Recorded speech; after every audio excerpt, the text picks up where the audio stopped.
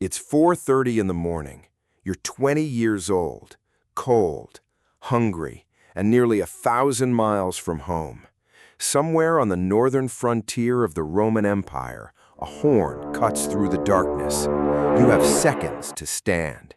Because in the Roman army, being late wasn't a mistake, it was a punishment, and sometimes a death sentence. Welcome to one day in the life of a Roman soldier. Around you, thousands of men rise from the dirt. No soft beds, no privacy, just wool blankets, leather packs, and hard-packed earth. You are one of roughly 5,000 legionaries serving in a Roman legion. Not a hero, not a commander, just another soldier inside the deadliest military machine of the ancient world. And your day is just beginning. First, your tunic, rough wool, still damp from yesterday. Then your sandals, heavy leather caligy, studded with iron nails. Then your weapons, a dagger, a short sword, a shield nearly 4 feet tall. And finally, armor, iron plates wrapped around your chest.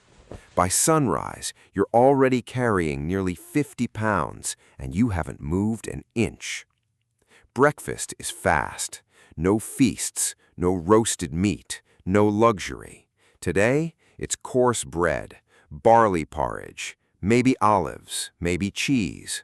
Roman soldiers were often issued raw grain and expected to prepare much of their own meals. Eat slowly and you risk missing formation. Miss formation and the centurion notices. And trust me, you do not want that. As the sun rises, he arrives, the centurion, a hardened veteran commanding around 80 men. His armor gleams. In his hand, a vine-wood staff, a symbol of rank and discipline. He checks everything. Rust on your blade, dirt on your sandals, a loose strap, a cracked shield. One mistake could mean public humiliation or a beating. Roman discipline wasn't feared because it was strict. It was feared because it worked. By 7 a.m., you're marching, and not lightly. A Roman legionary often carried between 60 and 80 pounds of equipment, weapons, tools, cooking gear, water, tent stakes, food. Some soldiers were nicknamed Marius's mules because, like pack animals, they carried nearly everything themselves.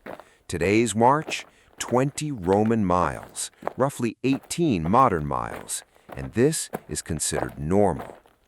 Hours later, you finally stop, not to rest, to train. Wooden swords, wooden shields, both heavier than real weapons, because Roman training was designed to make battle feel easier than practice. You stab, again and again and again, not slash, stab. Roman doctrine taught that short thrusts were faster, deadlier, and wasted less energy. Your arms burn, your legs shake, sweat pours into your eyes, and then the centurion orders one more drill, and one more, and one more. By midday, you think the hardest part is over. You're wrong, because now the real work begins.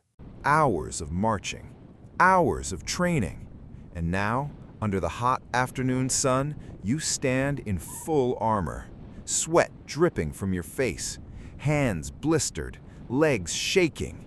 You're a Roman legionary, deep on the frontier of the Roman Empire. And somehow, the hardest part of your day hasn't even started, because now you're digging. Ditches, walls, defensive trenches, sharpened wooden stakes. Even after marching all morning and training for hours, Roman soldiers often built fortified camps every single night. Think Roman soldiers conquered the world with swords?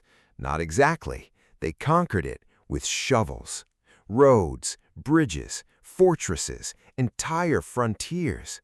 Some still exist 2,000 years later. And then a horn. Short, sharp, urgent. This one is different. Scouts report movement beyond the tree line. Nobody speaks. Your heart pounds. You grab your shield, your gladius, and fall into formation. Shield against shield, 8 men deep, silent, waiting, listening, because on Rome's frontiers, maybe could kill you. Your breathing slows, your grip tightens. Minutes pass. Then, nothing. A false alarm. This time. As darkness falls, the tension fades, and for the first time all day, you finally eat.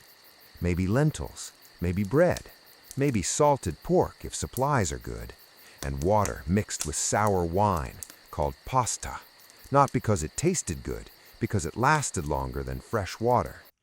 Around you sit soldiers from every corner of the empire: Gaul, Hispania, Syria, different languages, different gods, different homes. One army, one empire. And yes, you are paid. Under Emperor Augustus, a legionary earned roughly 225 denarii each year. Later emperors increased that. But there's a catch. The army often deducted money for clothing, equipment, food, supplies. By the time deductions were made, there wasn't always much left. And your contract? Not 4 years, not 6. Try 20, sometimes 25, if you survived. You think your day is over. It isn't. Tonight, you drew watch duty. The camp sleeps. Torches flicker. The forest is silent. Too silent. Somewhere beyond the walls, something moves. Maybe deer, maybe wolves, maybe enemies. You tighten your grip and wait, because in the Roman army, sleep was never guaranteed. And tomorrow, you wake before sunrise and do it all again. For 20 years.